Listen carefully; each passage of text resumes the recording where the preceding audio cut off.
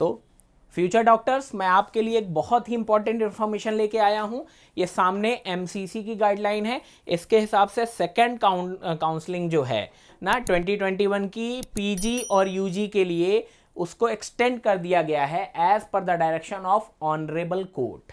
ठीक है, और उसका क्राइटेरिया देखिए, हर साल क्या होता था, बहुत ध्यान से सुनिएगा, ये पैटर्न ही फॉलो होता था। सबसे पहले ऑल इंडिया कोटा की काउंसलिंग होती थी एंड फिर स्टेट कोटा की काउंसलिंग होती थी। तो इसी को एमसीसी ने स्टेट कोटास को या स्टेट्स को एक गाइडलाइन जारी की है कि सबसे पहले आप इसमें देख सकते हैं, all India counselling for respective round completed by MCC और DGHS, hence it is advised that the state में रिवाइज देयर शेड्यूल।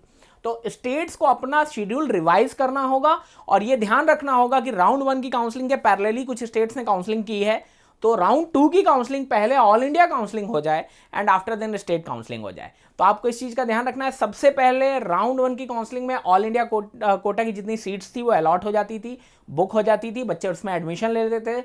और राउंड 2 की जो काउंसलिंग होती थी उसके लिए वो सीट्स ऑल इंडिया कोटा से हटा के स्टेट को डिस्ट्रीब्यूट कर दिया जाता था। मेरी बात को आप समझ रहे हैं क्या?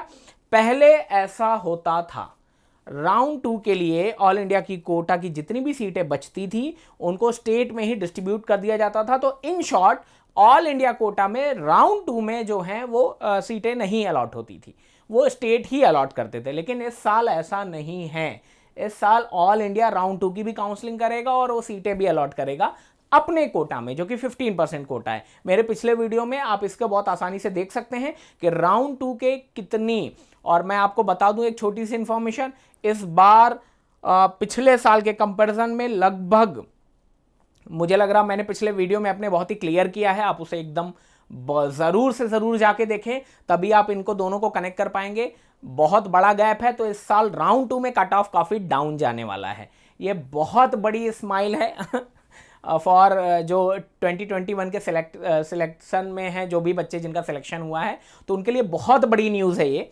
ठीक है, तो इस बार राउंड 2 का जो कट ऑफ है वो काफ़ी डाउन जा रहा है। मेरे हिसाब से 18,500 या 19,000 रैंक वाले बच्चों को आराम से एमबीबीएस की सीटें मिल जाएंगी, कॉलेज मिल जाएंगे, इसमें मुझे कोई डाउट नहीं है। ठीक है, तो एक बार मेरा वो वाला वीडियो भी ज़रूर जाके देखें, लिंक जो है वो डिस्क्रिप्शन में मिल जाएगा, आप मेरे चैनल पे जाके डायरेक्टली देख सकते हैं। ठीक है, कोई दिक्कत वाली बात नहीं है।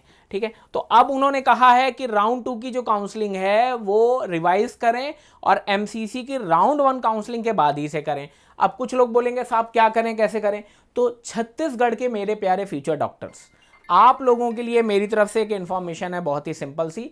आप सबसे पहले जाइए CGDME की साइट में। CGDME की 2 साइट्स हैं, www.cgdme.in और एक साइट है www.cgdme.co.in। ठीक है, तो इनमें आप जा सकते हैं और जाके उन नोटिफिकेशन को बहुत आराम से देख सकते हैं।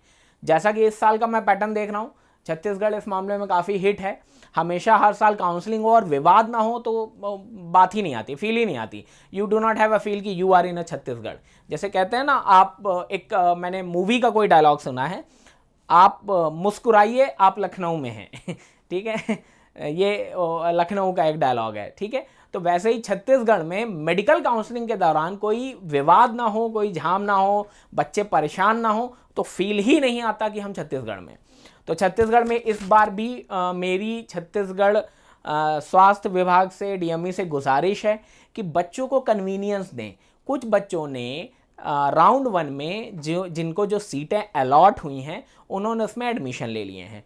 इसका कोई भी ब्यौरा वेबसाइट में नहीं दिख रहा है कि कितने बच्चों को सीटें अलॉट हुई हैं। मतलब मैं बात कर रहा हूँ ट्रांसपेरेंसी की, तो उसमें बहुत ज़्यादा ट्रांसपेरेंसी नहीं कि कितने बच्चे, बट अगर पेपर वगैरह आप पढ़ते हैं सुबह दैनिक भास्कर वगैरह, तो उनके पास अपडेट है कि लगभग 600 प्लस सीटें अलॉट हो चुकी हैं। कितनी अलॉट हुई हैं हमको नहीं पता है, ठीक है ना, वो डेटा तो डेफिनेटली CGDME ही देगा। तो CGDME के पास ही पता चलेगा कि कितने बच्चे अलॉट हुए हैं। और जिन बच्चों ने अपग्रेडेशन के लिए डाला है ना, तो उनको अगर चॉइस फिलिंग वगैरह करनी है, कुछ एडिटिंग करनी है, आप सब जानते हैं कि CGDME को एडिटिंग के लिए पैसे देने पड़ते हैं, 1000 रुपये तो आपको एडिटिंग के लिए मिलते ही हैं।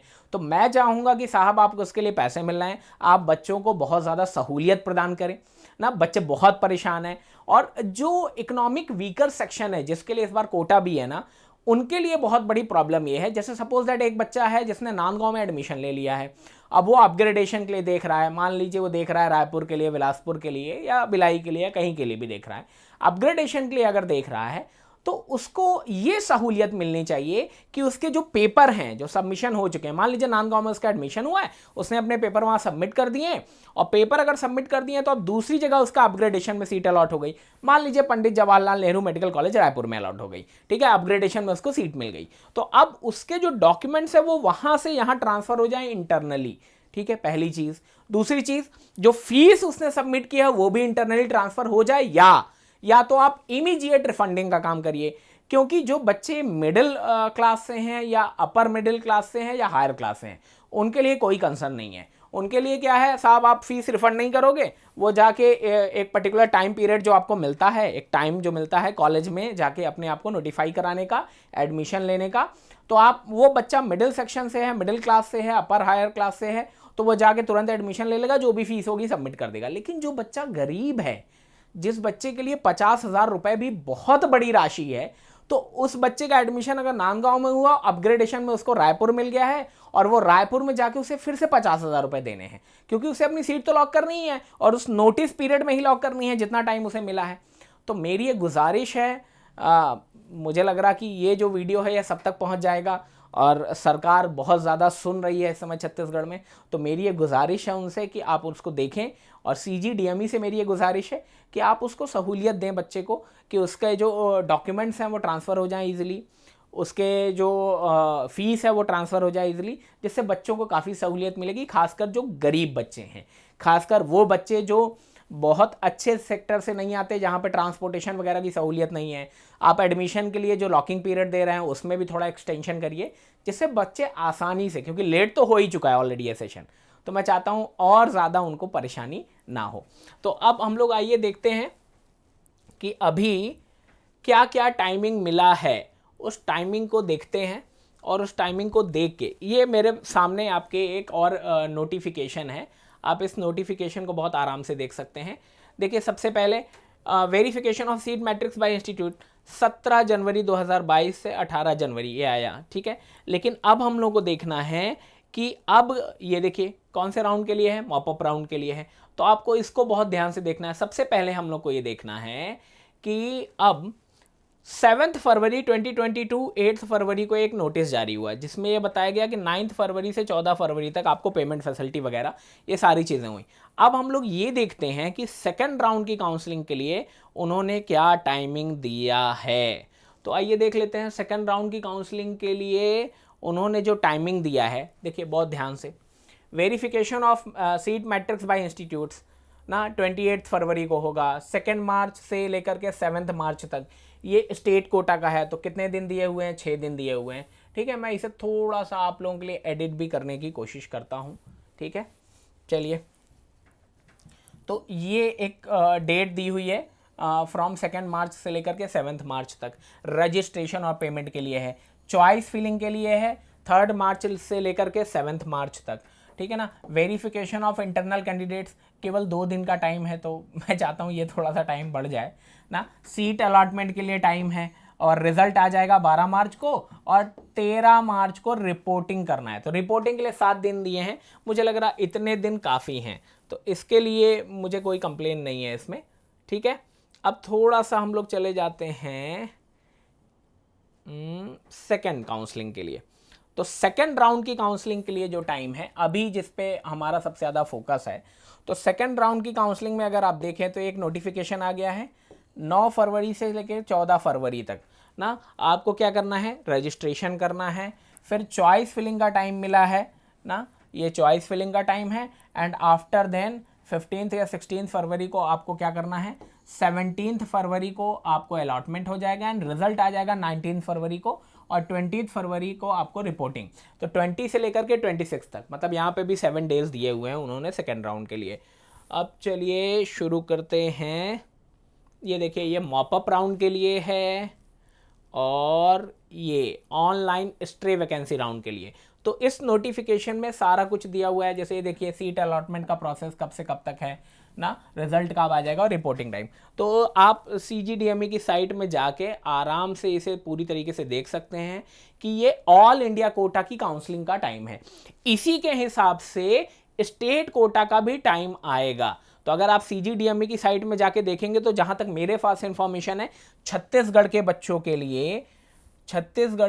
के लिए वो टाइम है मेरी इंफॉर्मेशन के हिसाब से शायद है 17 फरवरी से लेकर के ना, ये इसके बाद ही शुरू होगा। तो 17 फरवरी से लेकर के 5 दिन, ये लगभग 22 फैब तक है ये टाइम, ठीक है।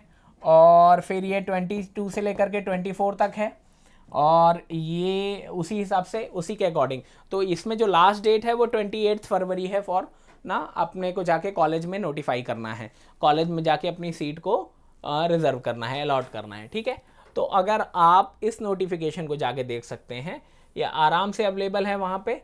रिपोर्टिंग टाइम आपको कितना मिला है सारा कुछ, तो रिपोर्टिंग टाइम थोड़ा सा शायद CG गवर्नमेंट ने थोड़ा सा इसको कम किया, शायद 5 दिन वगैरह किया है। तो मैं वहाँ भी चाहूँगा कि उसे 7 दिन का टाइम मिले बच्चों को। तो आप ये जाके CGDME की साइट में बहुत आराम से देख सकते हैं। आपके सामने ये MCC का नोटिफिकेशन है जो ऑल इंडिया कोटा के लिए है।